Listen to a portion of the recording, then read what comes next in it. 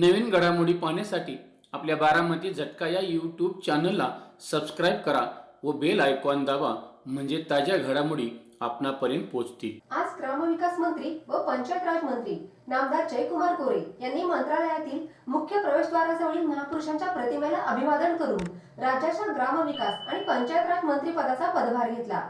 यावेळी प्रसार माध्यमांशी संवाद साधताना ते म्हणाले की येणाऱ्या काळात ग्रामीण भागातील मूलभूत सोयी सुविधा सुधारण्यावर भर देणार आहे। मुख्यमंत्री देवेंद्रजी फडणवीस यांच्या सूचनेनुसार गरिबांना घरकुल मिळण्यासाठी 100 दिवसात 20 लाख घरकुलांना मान्यता देण्याचाही संकल्प त्यांनी आज केला। तसेच ग्रामीण भागात काम करण्याची संधी मिळाल्याने मंत्रिपदाच्या माध्यमातून पंतप्रधान नरेंद्रजी मोदी, मुख्यमंत्री देवेंद्रजी फडणवीस यांच्या संकल्पना राबवून खात्याचे नाव उंचावणार आहे। 100 दिवसांचा कार्यक्रम समोर ठेवून काम करणार असून प्रथमच राज्याला 20 लाख घरांचे उद्दिष्ट मिळाले आहे। 100 दिवसात या घरांना मान्यता देऊन काम चालू करणार आहे। शिवाय पंतप्रधान यांची महत्त्वाकांक्षी योजना लखपती दीदी कार्यक्रम 100 दिवसात करण्याचा संकल्प आहे। ग्रामीण भागातील महिलांचे बचत गटाच्या माध्यमातून सक्षमीकरण करण्यासाठी 50 लाख अतिरिक्त लखपती दीदी करणार असल्याचेही त्यांनी यावेळी सांगितले।